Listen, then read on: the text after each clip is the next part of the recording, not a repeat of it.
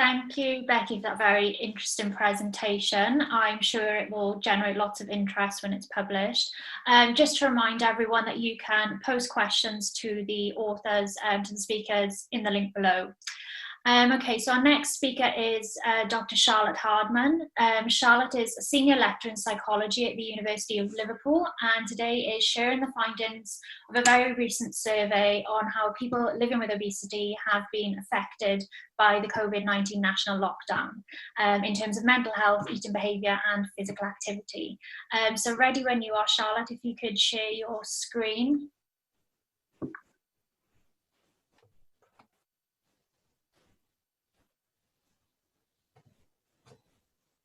Hello, everybody. So hopefully you can see my screen and also see and hear me. So it's fantastic to be here this evening. And I'd like to thank Becky for the invitation and to everyone who's tuned in for this session. So I'm going to be talking about obesity, weight management and mental health during the COVID-19 pandemic. So I'd like to thank Liz for a brilliant overview on the relationship between obesity and mental health. It's a really complicated relationship. And we also know that the association between obesity and mental health starts to emerge during mid-childhood. So in earlier childhood, we don't see much evidence of an association, as we found in this paper we published last year.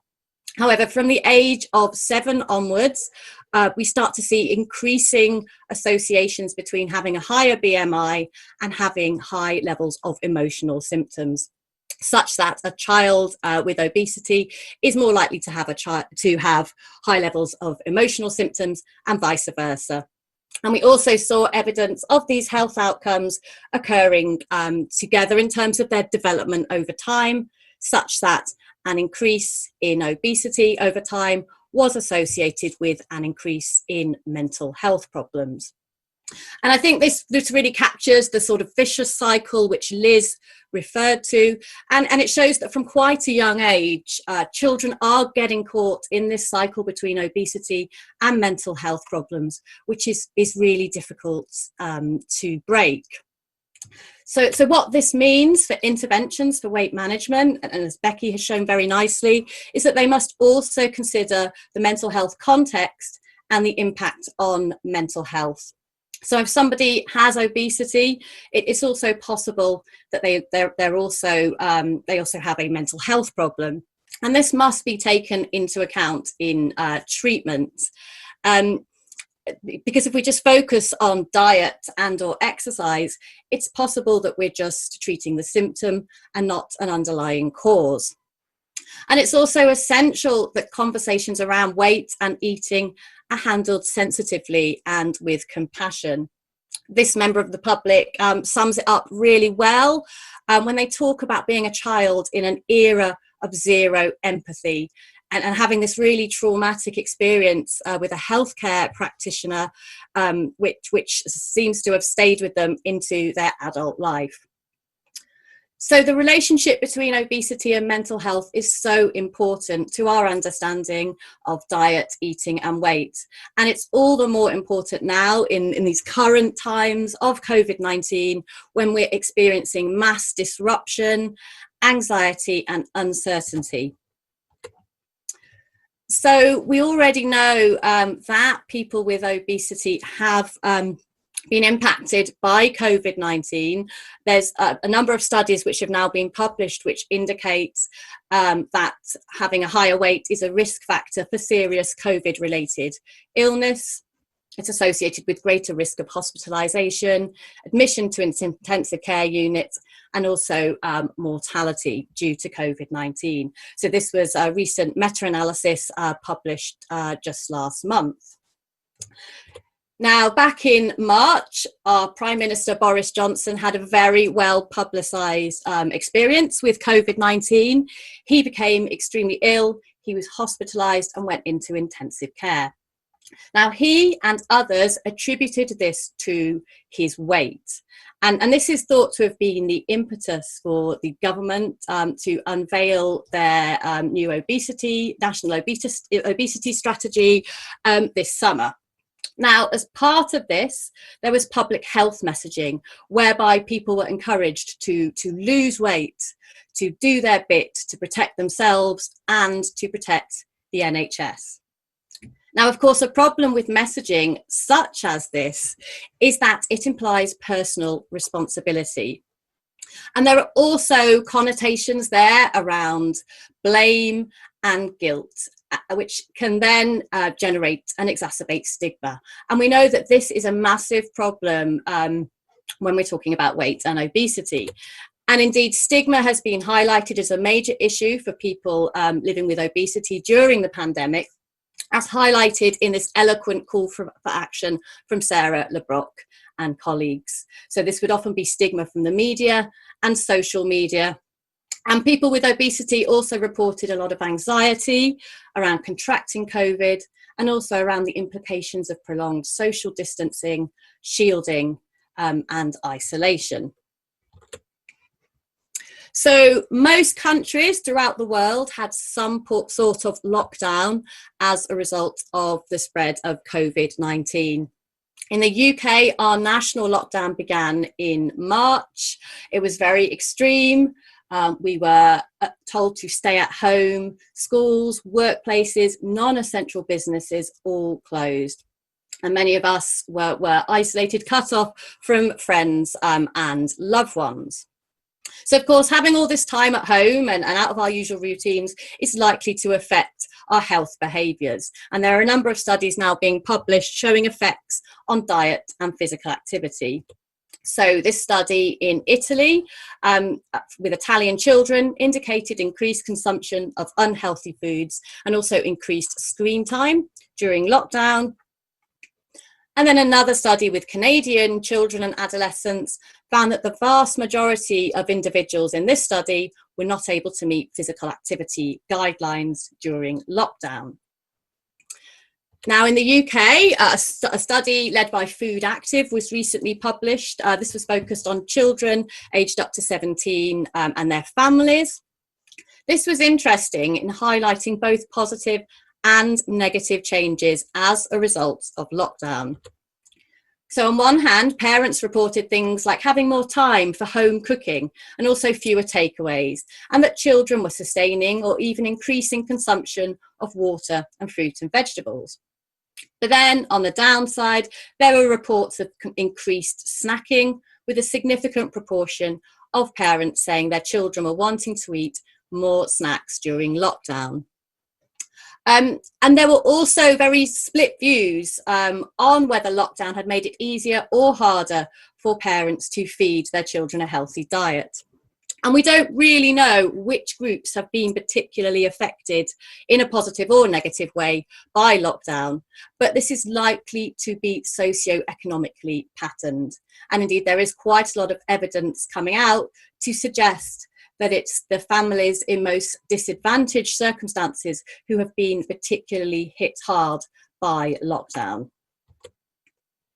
So there's been quite a lot of evidence on the mental health impacts that lockdown has had. Lots of reports of increased anxiety and depression during these periods from a number of studies from different countries. So this one by Daly et al. Is a nationally representative UK sample. And they showed that during the UK national lockdown in April 2020, the prevalence of mental health problems was around 37.8%. And this was a significant increase from previous surveys on this sample, which indicated a prevalence of 24.3% in 2017 to 2019, obviously when there was no national lockdown. And this study and others have shown that mental health problems are particularly likely in younger people, in females, and in individuals who are more highly educated. There's been a huge amount of concern, particularly about young people, and experiencing anxiety and depression during lockdown, particularly as most schools have been closed for prolonged periods of time. So there are concerns around isolation and loneliness. And this particular report, which came out in the summer, highlighted eating to cope with this distress as a particular issue in young people. So this is where we are starting to see the associations between mental health and obesity starting to play out. And it's really important to understand that COVID has affected so many areas of our lives, but these are not independent effects. Everything is linked. So an effect on mental health can then have knock-on effects on our eating, our diet, our weight, etc. So you can see how these cycles can start to be exacerbated during this period. So I'm going to spend the next part of my talk now talking about a study which we did at the University of Liverpool in our appetite and obesity group. I'm just going to give an overview in this talk, but the paper has just been accepted for publication in Appetite, so do look out for that. So in this talk, we really wanted to understand more about the experiences of people with a higher body mass index and how they've may have been affected by the COVID-19 national lockdown in the UK in terms of changes to eating, physical activity and mental health. And we had two main research aims. The first was to determine whether body mass index is associated with weight management related behaviours and also perceived barriers to these behaviours during the COVID-19 lockdown. And then we also wanted to investigate which factors are associated with mental health changes. And this includes things like body weight, physical activity and eating. So in terms of our methodology, we recruited just over 2,000 adults from the UK. We used prolific researcher to recruit some of our participants, as well as online adverts. And this was during April and May 2020, which was the height of the UK national lockdown. So in terms of the survey that they were asked, so this was an online survey, and the questions followed a similar format. So they were always asked compared to before the COVID-19 lockdown, and they were then asked to reflect on changes to 11 weight management behaviours. This was things like snacking and exercising, and they had to say whether they'd done that a lot less frequently through to a lot more frequently using a 1 to 7 scale. They then did the same thing for a number of weight management barriers. So this would be things like being supported by others, having time to eat healthily. And again, this was rated on a 1 to 7 scale in terms of whether they thought that barrier had decreased or increased.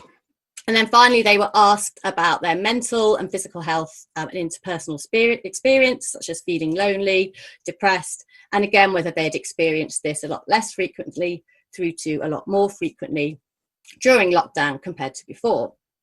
So this enabled us to calculate scores which would tell us about the participants' perception of change in these different areas during lockdown compared to before.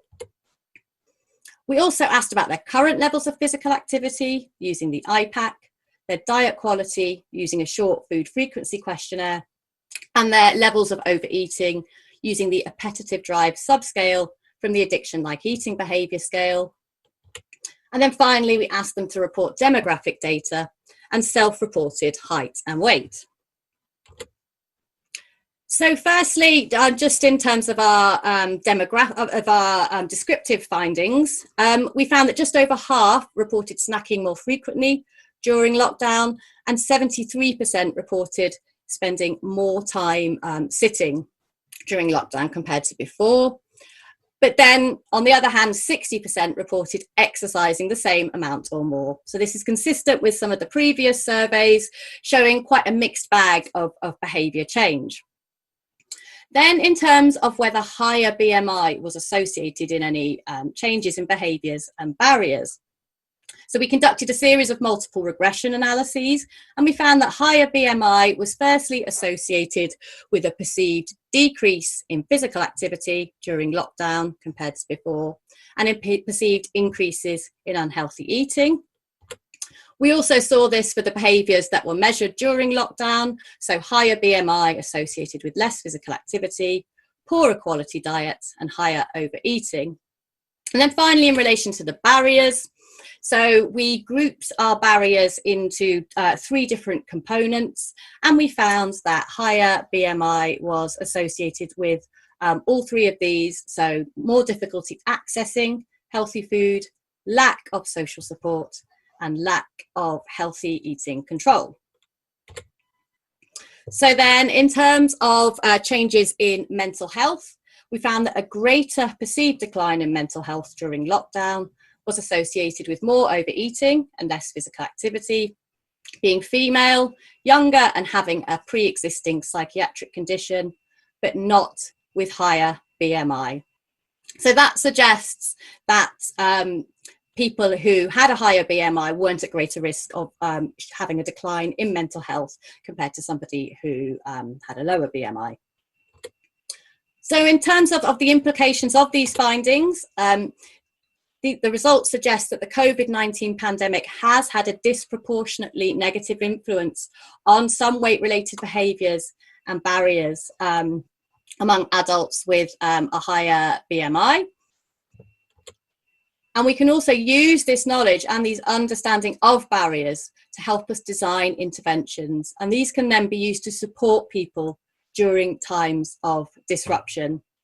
So just to finish up quickly, I'm going to tell you about some work we're doing to follow on from this. So this is the Rejoin project.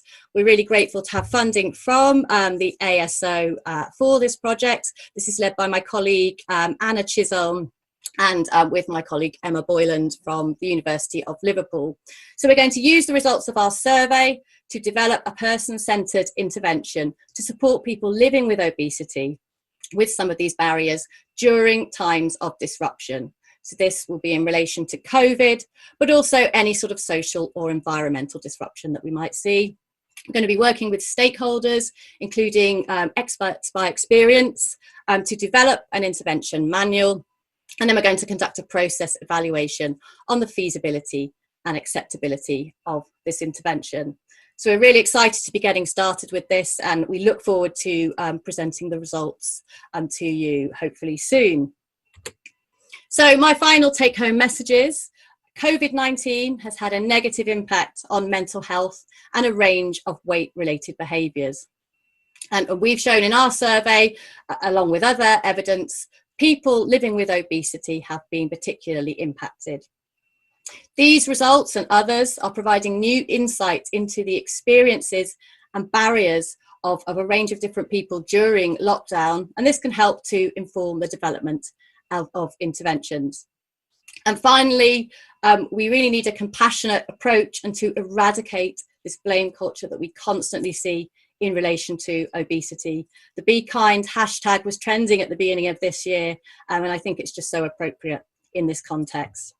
So I'd just like to acknowledge all my fantastic collaborators at the University of Liverpool and University College London, and a special thank you to Ken Clare and Paul and Angela Chesworth for their expert insight and support. And thank you to you for your attention.